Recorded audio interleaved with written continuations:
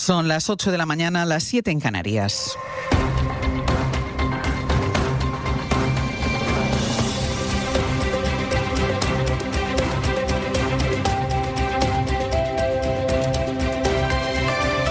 En la cadena SER, Hoy por Hoy, con Ángeles Barceló. Hola, muy buenos días. Y este lunes, un gran robo con efectos para miles de pasajeros. El ministro de Transportes denunció anoche lo que calificó como un gran sabotaje en la línea de tren de alta velocidad que une Sevilla y Madrid. Son 4 robos de cable en distintos puntos de la provincia de Toledo, en un radio de 10 kilómetros, lo que afectó en la vuelta del puente del 1 de mayo a más de 10.000 viajeros de 30 convoyes que han pasado buena parte de la madrugada en los trenes o en las estaciones o que se quedaron sin poder salir. Aguantando como podíamos con la luz dada y a tope, no se podía ni dormir ni nada, racionando vasitos de agua con lo que podíamos, no quedaba nada. Pues hemos estado en el tren aproximadamente 6 horas y media. Bueno, pues hemos llegado finalmente con estoicismo, lo hemos afrontado. Tengo otra amiga que está en 2 trenes después, que tenía un vuelo a las 6 de la mañana hoy, iba a pasar la noche en Madrid y no sabía si lo coge. Y bueno, me ha contado que en su tren había un montón de drama, había una chica que había perdido su vuelo de luna de miel. Sí que ha habido muchísima gente que está bastante afectada, así es que ha sido 6 horas de retraso, los que menos. A eso se unió el enganchón de un Irio con la catenaria, lo que dejó sin energía a muchos de los trenes. La estación de Atocha ha permanecido abierta esta madrugada y se ha retrasado 1 hora la salida de los primeros servicios de Madrid con Toledo y con Sevilla para dar margen a los trabajos de reparación de la vía. Sastre, buenos días. Buenos días, Barcelona. Vamos a volver a la estación de Atocha, donde sigue Agustín Rodríguez Sagún. Agustín, buenos días, cuéntanos. Hola Ángeles, buenos días. Pues la estación está abarrotada, hay zonas por las que cuesta incluso moverse, porque hay cientos de personas en los vestíbulos, personas preocupadas, enfadadas, que no saben qué hacer, cuánto esperar o si sus trenes realmente saldrán en las próximas horas, porque el personal de la estación ha estado avisando con megáfonos que viajar a Andalucía, Toledo o Puerto Llano no es posible. De los 18 trenes que se pueden ver en las pantallas, solo 3 van a salir a priori a su hora, así que solamente queda esperar. Y la mayoría lo hacen en las cafeterías de esta estación, que están saturadas, llenas de gente, con colas inmensas de viajeros que tratan de hacer algo más llevadera, si cabe, la espera. Pues vamos al otro extremo de esta línea, nos vamos a ir hasta la estación de Santa Justa en Sevilla. Sara Selva, buenos días, ¿cuál es el panorama? ¿Qué tal? Buenos días. Pues es similar al que contaba Agustín en Atocha. Largas colas en la estación de Santa Justa con decenas, cientos de personas pendientes de las pantallas. Todos los trenes de esta mañana que salían antes de las 8 sufren retrasos, algunos de hasta más de 3 horas. Trenes que salían a las 6 de la mañana y que ahora están previstos que salgan a las 9. Hay viajeros trabajando con sus portátiles, otros simplemente esperando y algunos molestos porque han venido aquí con tiempo, por ejemplo a las 7 de la mañana, sin saber a qué hora iba a salir su tren y se han enterado del retraso aquí. Sara, Agustín, gracias. Hasta luego. Hasta luego. Jordi Fábrega, buenos días. Hola, buenos días. ¿Cuál es la previsión de Adif en este momento? Pues Adif ha informado de que como pronto esperaba poder empezar a dar salida a los trenes desde Madrid hacia Andalucía a partir de las 8, justo ahora como pronto, pero hace unos minutos insistían en que sus técnicos siguen trabajando para reparar las averías provocadas por el robo de material de este domingo, así que la intención es recuperar la circulación cuanto antes y que durante la mañana se pueda volver a ver trenes en el corredor, aunque esta recuperación se hará probablemente con demoras, especialmente durante las primeras horas de este lunes. Sobre el robo de cable que se produjo en varios puntos de Toledo y además en pleno regreso del puente del 1 de mayo, ¿se sabe algo? Javier Bañuelos, buenos días.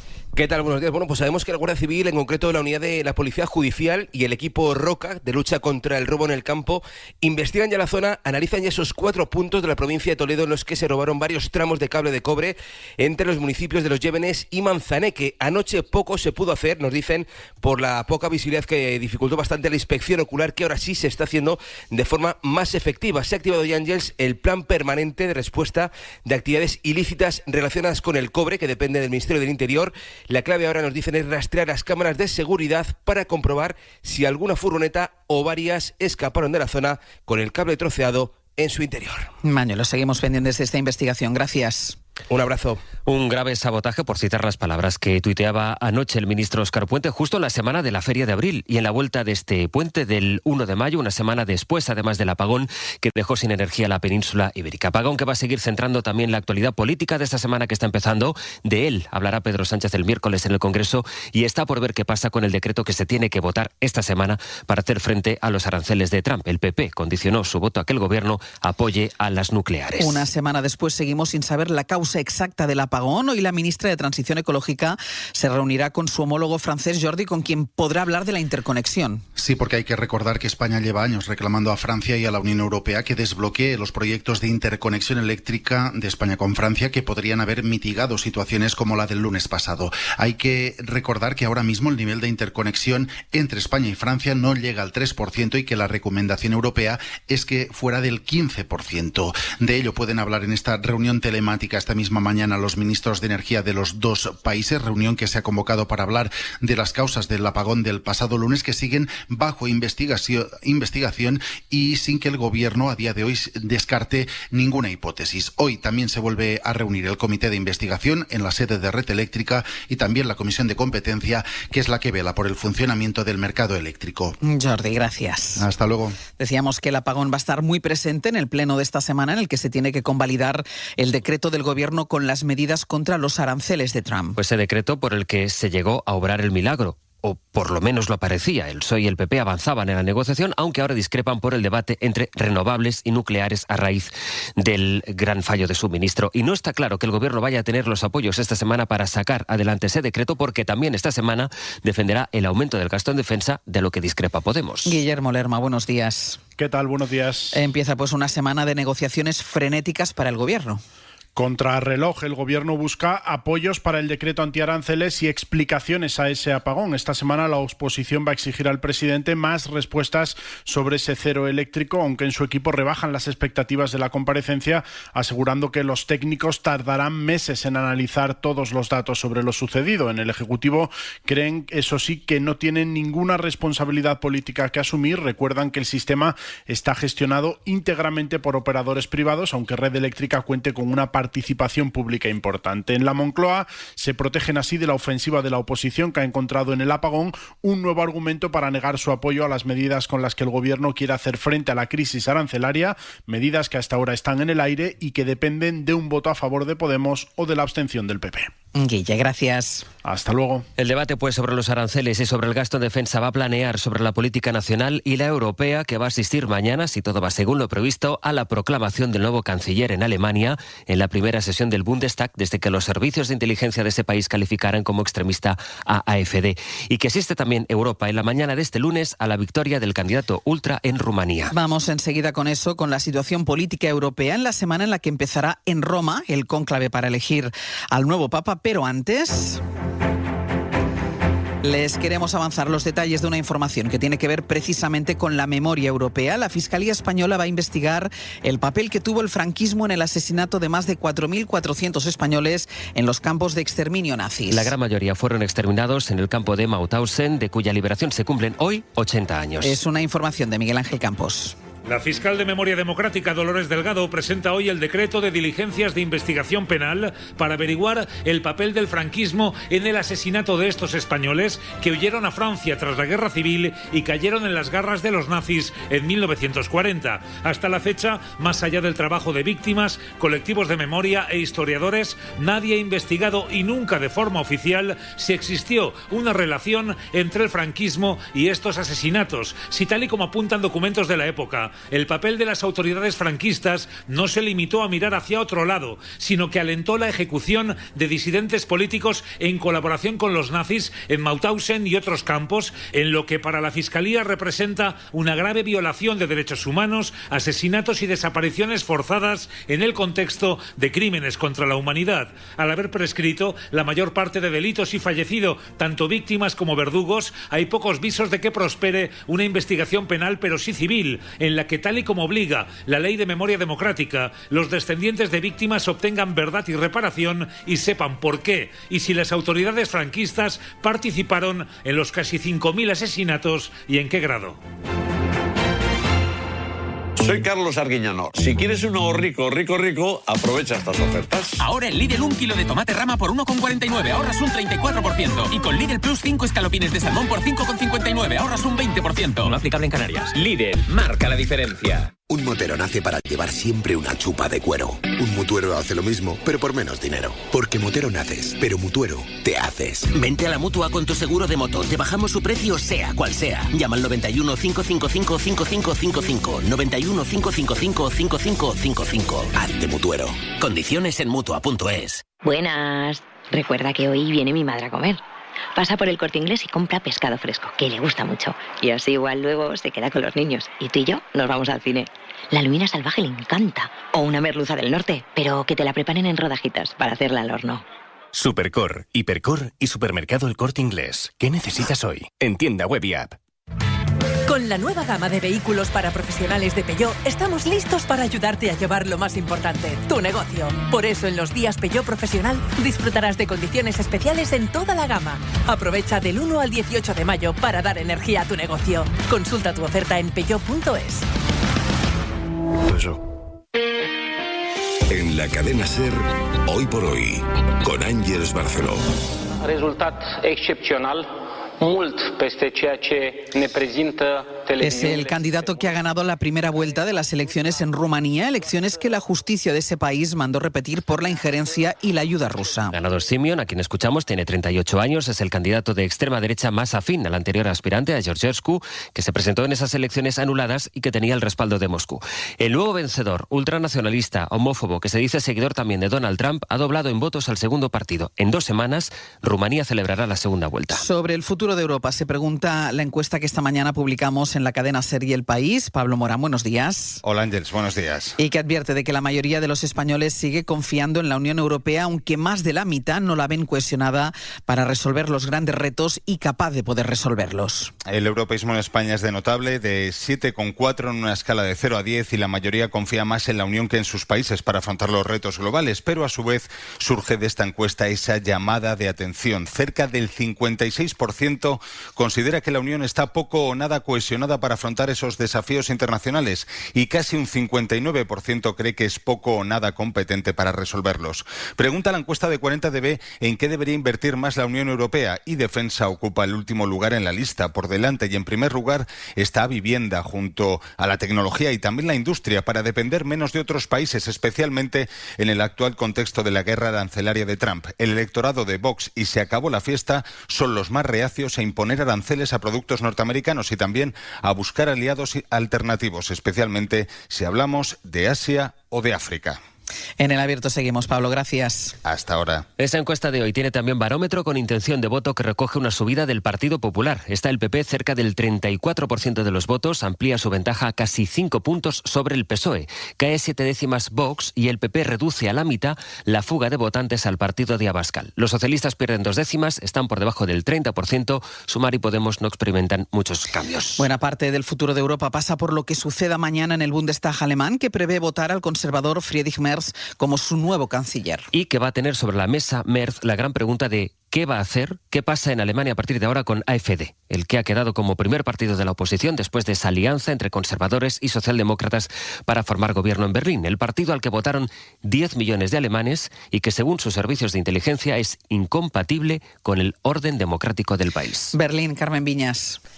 Alemania arranca la semana en la que se produce el traspaso de gobierno del canciller socialdemócrata Olaf Scholz al líder de los conservadores Friedrich Merz. La secuencia de pasos se inicia este mediodía con la firma del acuerdo de coalición entre conservadores y socialdemócratas, un pacto que destaca por el endurecimiento de la política migratoria, la búsqueda de la reactivación económica y un fortalecimiento de la capacidad defensiva del país.